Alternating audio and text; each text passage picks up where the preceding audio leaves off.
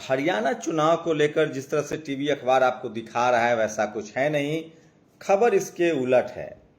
आज हरियाणा में राहुल गांधी ने कहा कि प्रधानमंत्री नरेंद्र मोदी इसलिए प्रधानमंत्री बने हुए हैं क्योंकि टीवी अखबार उनको दिखाता है दिन भर मोदी मोदी मोदी मोदी, और टीवी अखबार अंबानी और अडानी का है और मुझे नहीं दिखाता है।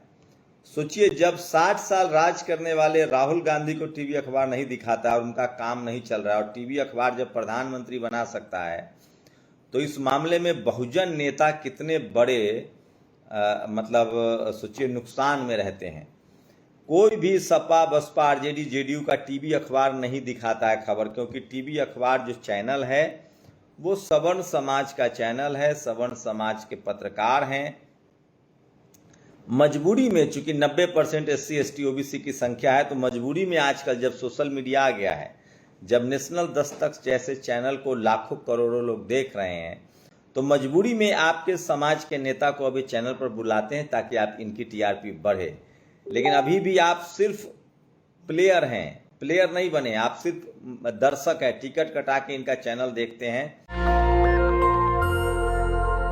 तो इसी कड़ी में इसलिए हमारी कोशिश होती है कि तमाम खबर जो है वो दिखाई जाए जो मीडिया वाले नहीं दिखाते। इस देश की 90% आबादी की जो खबरें हैं वो आप तक दिखाई जाए। तो हरियाणा में BSP सुप्रीमो मायावती की 4 रैली प्रस्तावित है। पहली रैली 25 सितंबर को उनकी हो चुकी है जिंद में। दूसरी रैली 27 सितंबर को, सोचिए, दूसरी रैली 27 सितंबर 2024 को पृथला जिला फरीदाबाद में होने वाला है। उसमें जन सैलाब उमड़ने की कर रहे हैं। 30 सितंबर को उनकी रैली होगी। तीसरी रैली वो होगी असंध में, करनाल जिले में होगी। और चौथी रैली उनकी 1 अक्टूबर को छछरौली जो है यमुना नगर में होगी। तो ये बड़ा अपडेट दे रहा हूँ। 4 BSP सुप्रीमो मायावती जी की रैली होनी है, जिसमें 1 हो चुका है, 2-3 रैलियां उनकी होनी हैं। और जिस तरह की पहली रैली में भीड़ जुटी है, उससे आप अंदाजा लगा सकते हैं कि BSP सुप्रीमो मायावती को लेकर कितना ज़्यादा उत्साह है लोगों में। तो बड़ी रैली हुई है और ये खबर सोशल मीडिया पर सबसे ज़्यादा वायरल है। और BSP सुप्रीमो मायावती जी को रैली है, उसको लेकर लगातार जो है लोगों में चेतना है। दरअसल पूरा खेल बदल गया है। आज नरेंद्र मोदी कह रहे थे हरियाणा में कि हम आरक्षण के पक्षधर हैं, SC ST OBC के पक्षधर हैं, और कांग्रेस के राज में ये सब नहीं हुआ। बात तो वो सही कह रहे हैं, हम ये नहीं कह रहे कि वो झूठ कह रहे हैं। कांग्रेस के 60 साल में आरक्षण की अनदेखी हुई, नहीं लागू किया गया। लेकिन सवाल है नरेंद्र मोदी जी की आपके राज्य में क्या हो रहा है? कांग्रेस में जो चुप चोरी से होता था, आपके राज्य में खुल्लम खुल्ला हो रहा है। इसलिए क्रांति कुमार ने उनसे सवाल पूछा है। आपने निजी क्षेत्र में आरक्षण मांगा, जवाब में बीजेपी ने इकोनॉमिक वीकर सेक्शन सवर्णों को आरक्षण दे दिया। आपने सवर्ण जातियों को ओवर रिप्रेजेंटेशन का मुद्दा उठाया, बीजेपी के कोर्ट द्वारा SC ST का वर्गीकरण कर दिया गया। आपने जाति जनगणना की मांग की, आपने EVM से नहीं बैलेट पेपर से चुनाव कराने की मांग की, जवाब में बीजेपी ने 1 नेशन 1 इलेक्शन ले आई है। तो सोचिए, सवर्ण लीडरशिप वाली पार्टियों से आपका भला नहीं होने वाला है।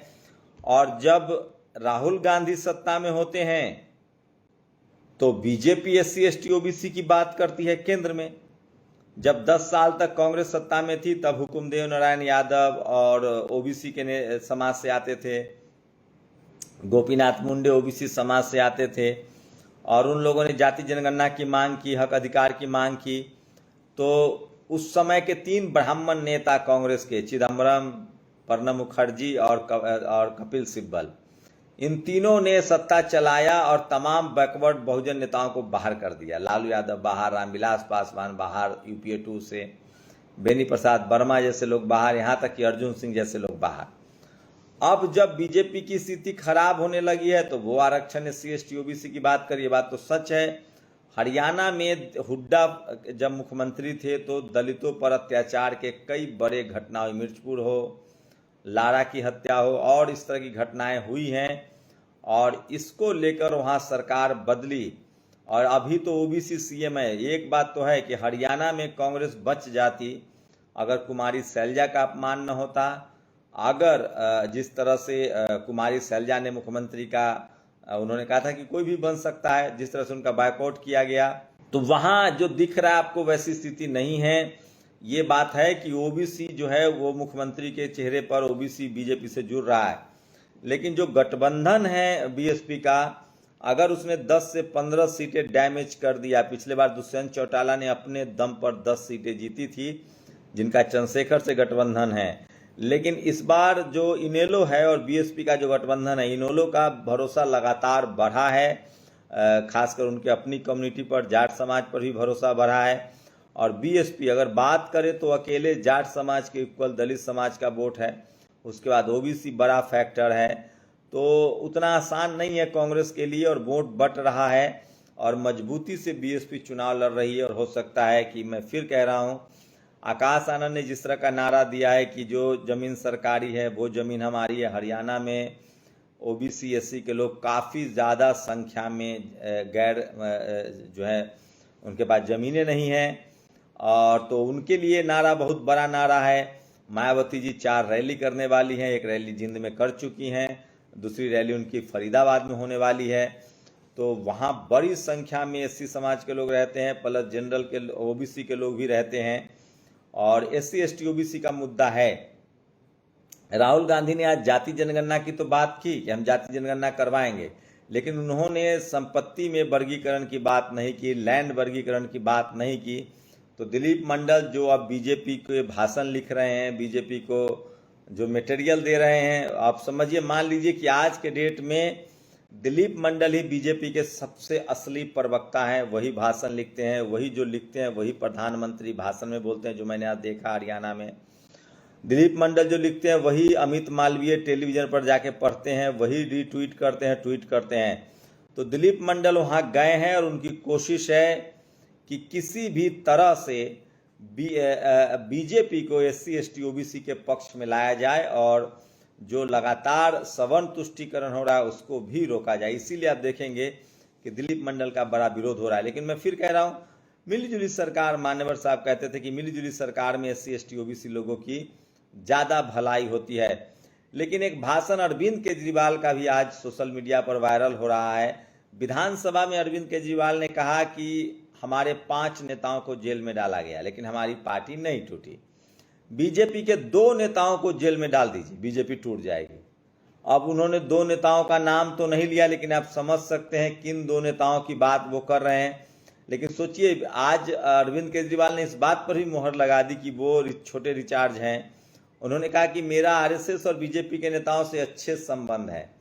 तो हाल के दिनों में देखिएगा कि नरेंद्र मोदी के खिलाफ आरएसएस के नेता, खासकर जो जनरल कैटेगरी के आरएसएस के लोग हैं, वो बहुत तेजी से उन पर आग बबूला हो रहे हैं। इसका मतलब है कि कहीं ना कहीं नरेंद्र मोदी जो थोड़ा बहुत एससी एसटी ओबीसी की बात करते हैं या उनके हक अधिकार की बात करते हैं, उससे तो नाराजगी नहीं है, क्योंकि नीट यूजी में पीजी में रिजर्वेशन लागू हुआ, केंद्रीय विद्यालय में रिजर्वेशन मिला, सैनिक स्कूल में रिजर्वेशन मिला है, लेकिन इसको इम्प्लीमेंट नहीं हो रहा है। ये एक बड़ी समस्या है। अभी सोचिए, उत्तर प्रदेश में फिर कहा जा रहा है कि जो एससी एसटी ओबीसी के बच्चे हैं उनको जनरल में नहीं लिया जाएगा। 69,000 शिक्षक का मामला अभी सुलझा नहीं है। तो अब ऐसा नहीं है कि हरियाणा का मामला हो उसका असर यूपी पर नहीं होता है, बिहार का मामला हो।